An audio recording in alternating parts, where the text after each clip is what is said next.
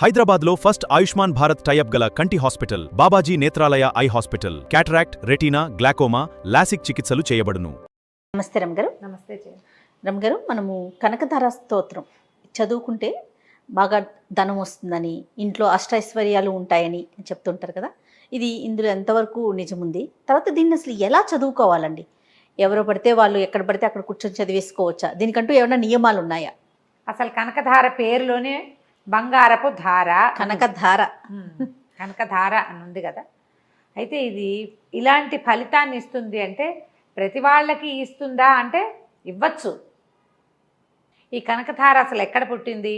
ఈ స్తోత్రము ఆదిశంకరులు జగద్గురు ఆయన బాల్యంలో బ్రహ్మచారిగా 7-8 సంవత్సరాల పిల్లవాడిగా ఉన్నప్పుడు ఈ బ్రహ్మచర్యంలో భిక్షతో భిక్షాన్నమే స్వీకరించాలి, అది నియమం. ఇంట్లో అన్నం తినరు. పాఠశాలకి గురువు దగ్గరికి పంపిస్తే గురువు దగ్గర నుంచి విద్యార్థులు భిక్షాటన చేయాలి, ఖచ్చితంగా అది నియమం. ఈ భిక్షాటనకి వెళ్ళారు. 7 లేదా 8 సంవత్సరాల వయసు బాలశంకరుడు వెళ్తే ఒక బ్రాహ్మణ కుటుంబం వాకిట్లో నిలబడి భవతే భిక్షాన్ దేహ్ అంటే, పాపం వాళ్ళు చాలా పేదవాడు, వాళ్ళ ఇంట్లో ఏమీ లేదు. ఆవిడ ఇల్లంతా వెతికి ఆ వటువుని పంపటానికి ఇష్టపడక వెతికి ఒక ఎండిపోయిన ఉసిరికాయ తెచ్చి వేసింది. ఏమీ లేదు నాయన నా దగ్గర శంకరుడికి. ఆ ఎండిన ఉసిరికాయ ఆ బ్రాహ్మణి యొక్క ఆ హృదయ విదారకంగా అనిపించిన ఆమె యొక్క దైన్యం ఈయన్ని కదిలించింది. అయితే ఇంకా ఉత్తరోత్తర చాలా రకాల కథలు చెప్తారు. ఈయన అమ్మవారిని ప్రార్థించారని ఆవిడ నిరాకరించిందని అలా చెప్తారు. నిరాకరించిందో లేదో మనకు తెలియదు. ఆయన లక్ష్మీదేవిని ప్రార్థించారు.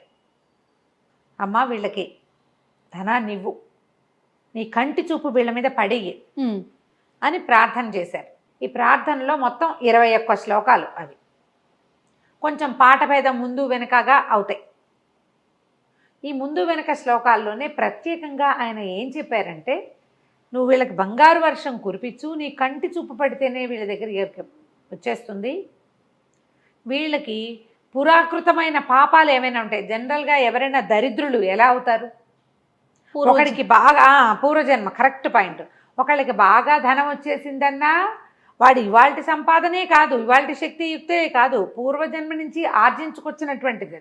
మంచైనా చెడైనా ఇవాళ దరిద్రులు అయిపోయారు. వీళ్ళు ఏ ప్రయత్నం చేసినా వాళ్ళకి డబ్బు రాదు, నిలవదు, పోతుంది, పాడైపోతుంది, నాశనం అయిపోతుంది.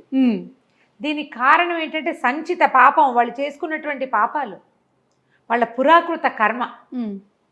ఆ పురాకృత కర్మని నశింపచేయమ్మా, నీ కన్ను పడితే అది పోతుంది అంటారు. నువ్వు చూస్తే చాలు, నీ క్రీగంటి చూపు వీళ్ళని కాపాడు. ఇలాంటి వాళ్ళని, ఈ పురాకృత పాపాలని పోగొట్టు.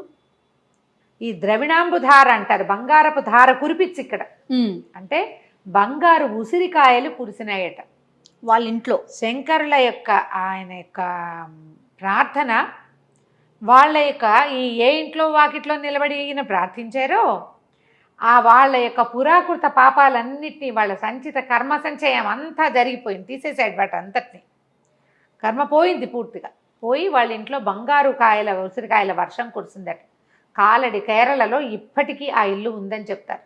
మనం ఈ కేరళ ట్రిప్ వెళ్తే ఆ కాలడి గ్రామం, ఆదిశంకర్లు జన్మించిన గ్రామం చూడడానికి వెళ్తే ఆ బంగారు ఉసిరికాయలు కురిసినటువంటి ఇల్లు ఇదని చూపిస్తారు. తర్వాత కాలంలో వాళ్ళు మళ్ళీ దరిద్రులు అయిపోయారని చెప్తారు. తర్వాత కాలంలో వాళ్ళు ఇప్పుడు డబ్బు వచ్చిన తర్వాత వీళ్ళు చక్కగా ధర్మం ఉండాలి కదా, ఉందో లేదో కాలంలో పోయిందేమో, ఇల్లు మాత్రం అదని చెప్తారు. మీరు వెళ్ళారా రమ్మగారు? నేను ఇంకా కేరళ ట్రిప్ వెళ్ళలేదమ్మా. ఇవాళ చెప్తున్నా కదా, వచ్చే నెలలోనో పై నెలలోనో ఈ సంవత్సరంలో వెళ్ళిపోతాను, వెళ్ళొచ్చేసేయండి. ఇంకా వెళ్ళలేదు. ఓకే, చాలా మంది చెప్తారు జయ. మనం ఈ యాత్ర దీపిక అవి చదువుతుంటాం కదా. నేను జనరల్గా ఎవరైనా ఏదైనా ఊరిళ్ళేమో అని రాశారంటే చదివేసుకుంటాం ముందు. చాలా విషయం తెలుస్తుంది. రచయిత యొక్క మనోభావాలతో పాటుగా ప్రాంతం విశిష్టత తెలుస్తుంది. ప్రాంత విశిష్టత, నేను చాలా విషయాలు అలాగే తెలుస్తాయి జయ. పైగా ఇంత కాగితం ఒక దొరికిన చదువుతా కదా, అదే మీకు అలవాటు. అయితే ఇలా జరిగేసరికల్లా ఈ ఉసిరికాయలు కురిసినాయి. ఆ కనకధార అట్లా అట్లా అట్లా అట్లా మనకి సంప్రాప్తి వచ్చింది, మనకి దొరికింది, ప్రింట్లోకి వచ్చేసింది. ఇది వరకు రేర్గా ఉండేవమ్మా, ఎక్కడో ఒక్క పుస్తకం. ఒక ఆనుచానంగా గురువుల దగ్గర నుంచి శిష్యులకి శిష్య పరంపర ద్వారా అట్లా బయటకు వచ్చింది. క్రమంగా మనం ఏంటంటే ఇప్పుడు మనం ఏం తెలుసుకుంటాం జయ, మనకి ఏదైనా ఒకటి కావాలంటే ఇది చెయ్యాలి. B12 డెఫిషియన్సీ ఫలానాది వేసుకో, అవును. ఈ విటమిన్ డెఫిషియన్సీ ఫలానాది వేసుకో, నీకు ఇబ్బందిగా ఉంది ఫలానాది చేసుకో, ఇదే చేస్తాం కదా. కొంతమంది ఇళ్లలో ఆంచానంగా అలవాటుగా కనకధార చదువుకునే వాళ్ళు ఉంటారు. కొత్తగా ఏదో జాతకం చూపించాం, మనకి చాలా సమస్యలు ఉన్నాయి, పిల్లలు ఏమేం విషయాల్లో చెప్తారంటే డబ్బు నిలవట్లేదు, డబ్బు రావట్లేదు, పిల్లల సెటిల్మెంటు, తర్వాత ఏం ప్రయత్నం చేసినా అన్నీ వస్తాయి కానీ పోతూ ఉంటాయి, గత జన్మలో చేసిన పాపాలు వీళ్ళని వెంటాడుతున్నాయి అని అనిపించిన వాళ్ళందరికీ కనకధారా స్తోత్రం చేసుకోండి అని చెప్తారు. అన్ని వనరులు ఉంటాయి, చెయ్యి డబ్బు చేద్దాకా వస్తుంది కానీ చేతిలోకి రాదు. కొన్ని కేసులు అలాంటివి కూడా కనపడతాయి. డబ్బు అవసరం, ఇప్పుడు మన జీవితానికి డబ్బులు అవసరం, డబ్బే కావాలంటే కాకపోవచ్చు, కానీ డబ్బు లేదు అనేది అంటే కుదురుతుందా? కాలు కదపాలన్నా డబ్బు అవసరం కదా ప్రతిదానికి. ఈ చేతి దాకా వచ్చి డబ్బు వెళ్ళిపోయే వాళ్ళకి, అవకాశం చేతి దాకా వచ్చి ఇంటర్వ్యూలు 4 ఉంటే 3 ఫినిష్ అయ్యి 4వది అవ్వని వాళ్ళందరికీ ఈ కనకధారా స్తోత్రము నమ్మికతోటి చేస్తే ఉపయోగపడుతుంది. కనకధార ఎవరైనా చదువుకోవచ్చు.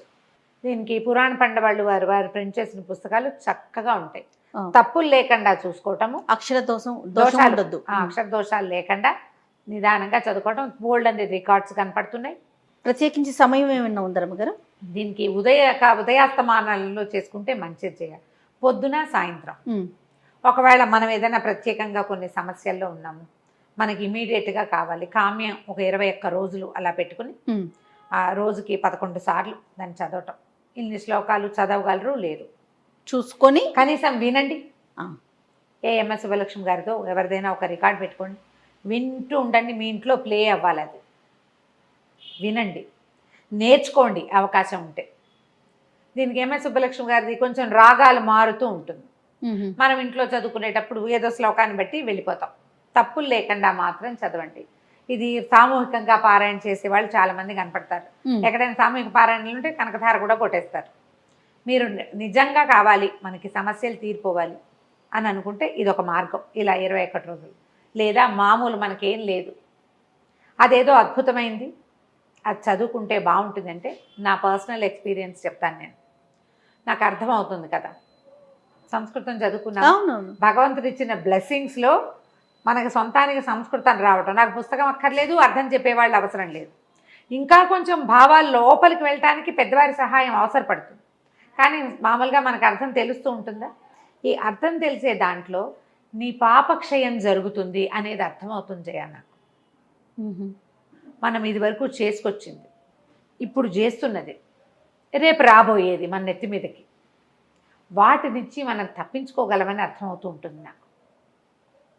నేను నిత్యం చదువుతా ఒక్కసారి ఆ లైన్ ప్రకారం వెళ్ళిపోతుంటుంది. ఆ లైన్లో ఇది కూడా రామరక్ష స్తోత్రము, కనకధార, ఇదేదో ఫలానది వచ్చేస్తాయని చదవటల్లా, ఒక అలవాటుగా, ఒక సంతోషంగా ఉంటుంది అది చదివితే. జగద్గురు అయిన ఆదిశంకరులు చేసిన స్తోత్రం మన నిత్య పారాయణలో ఉండటం మనకి ప్లస్. ఓకే, వారి యొక్క పదాల వెనకాల వారి బ్లెస్సింగ్స్ గ్యారంటీగా ఉంటాయి కదా. రోజువారీ చదువుకునే స్తోత్రాల్లో దీన్ని భాగంగా చేసుకోవచ్చు. తప్పులు లేకుండా చదివే మార్గం మాత్రం చూసుకోండి. నిదానంగా చదువుతుంటే కాలక్రమంలో మీకు దీని అర్థం కూడా తెలుస్తుంది. పుస్తకం పెట్టుకొని వింటూ వచ్చేదాన్ని ఇక్కడ చూసుకుంటే కనుక దోషాలు లేకుండా ట్యూన్ ప్రకారము వెళ్ళిపోతాం మనం, అంతే. క్రమంగా మనకు అది అలవాటవుతుంది. మీరే సొంతంగా చదువుదాం అనుకుంటే తప్పులు తడకలు కావచ్చమ్మా, అలా కాకుండా ఇట్లా చదవండి, పిల్లలు సెటిల్ అవుతారు. మీకు ఏదైనా ధన సంబంధమైన సమస్యలు ఉంటే అవి తీరుతాయి. ఒక మాదిరి వయసు ఉన్న పిల్లలకి నేర్చుకుంటే చక్కగా వచ్చేస్తుంది. రోజువారీ పిల్లలు చేసేలాగా ప్రయత్నం చేయండి, వాళ్ళు చక్కగా సెటిల్ అవుతారు, ఇబ్బందులు లేకుండా ఉంటాయి. చాలా బాగా ఉపయోగపడుతుంది. ప్రధానంగా మనకి ఒక ఆత్మసంతృప్తి కలుగుతుంది దాంతో. తప్పకుండా రమ్మగారు. నమస్తే. నమస్తే.